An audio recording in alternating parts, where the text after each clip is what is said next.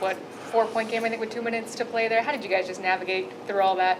Well, first of all, they played great. Give them a lot of credit. They really good strategy by Nick. Kind of got us out of rhythm with the zone. They blitzed us. You know, Nick, he's throwing the kitchen sink at you. And then they had a lot of guys play well. McCain obviously got super hot. But I was really happy with us. We kept sharing the ball. Like, even though it wasn't going in, we kept making the right play, making the right pass. And then the beginning of that third quarter, I thought we came out and got some stops. I thought Isaac was huge. We picked up our pressure. We were just too passive in the first half. Donovan Mitchell was on triple-double watch there, as everybody knew. He apologized post-game for not, going for the layup when he... Yeah. Well, he made up for it, making those couple step-back threes. So we'll forgive him for that. You mentioned the third quarter. That had kind of been one of those issues that Yes. you were trying to get better at this season. So what did you do differently in the third? Yeah, we had a, honest talk at halftime. We showed some clips. They just weren't feeling us. They were running where they wanted to. They were, we had no ball pressure. Our energy was low. Our physicality wasn't great. And these guys are they're a winning group, and they turned it up. Again, I thought Isaac was super important, putting the pressure on the ball.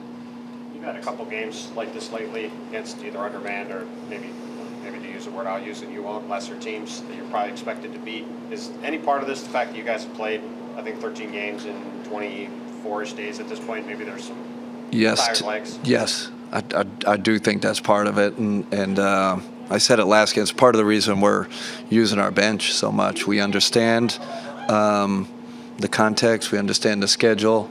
There's definitely some of that, Tim. And at the same time, if you're winning games like this and still seeing stuff to improve on and work on, is that, as a coach, kind of the perfect situation where you have things to point out?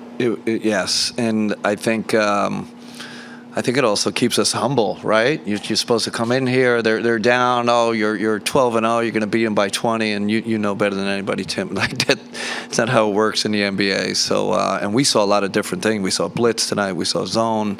So it was great. It was good game for us to see a lot of different things. Coach, after they had the 10-point win in the second quarter, and you had the halftime, the adjustments that you made at halftime, so you came out and beat them by 10 in the third.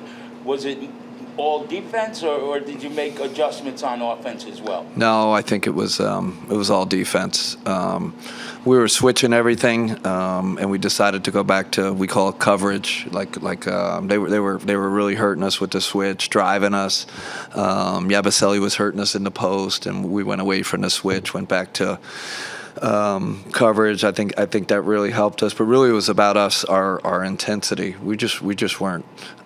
We didn't have the requisite energy, requisite physicality in that first half. And Ty Jerome in the fourth quarter. I mean, Ty Jerome was unbelievable in the fourth quarter. Guys, I love how he's playing. I love how he's made 2 big threes for us. He's playing great basketball. Sense when you're on a streak like that other teams kind of give you the best shot? Almost like you guys wear a target now more than before. I mean, if you're the Sixers tonight, you're thinking, man, we could end the streak. That always motivates players and coaches that can kind of knock someone off their block. So I'm sure there's some of that. I know our players feel it. They've talked about it. You talked about ball pressure before. Is that like sort of that people don't talk about ball pressure when you're analyzing the game all that much? Is that sort of appreciated? Yes, I wish they had a measurement for it. Like I keep asking, is there? I think there's an on-ball pressure measurement. I think there is that. I've seen it, but even off-ball, right? Just a deny to the wing. Can you push him 1 foot farther out on a post-up? Can you push him out of there? Excuse me, sweet spots. And you see, we've kind of. I think we're top 5, right, in turning teams over this year. It's been a definitely a big emphasis for us because we got the 2 shot blockers back there, so we can afford, even if we get beat, we're aggressive, we swipe, we get beat, we got those 2 guys back there protecting the rim. Talk about trying to get steals, or you just talk about pressuring the ball? No, we talk about steals, we talk about swipes, pokes, while still keeping good body position.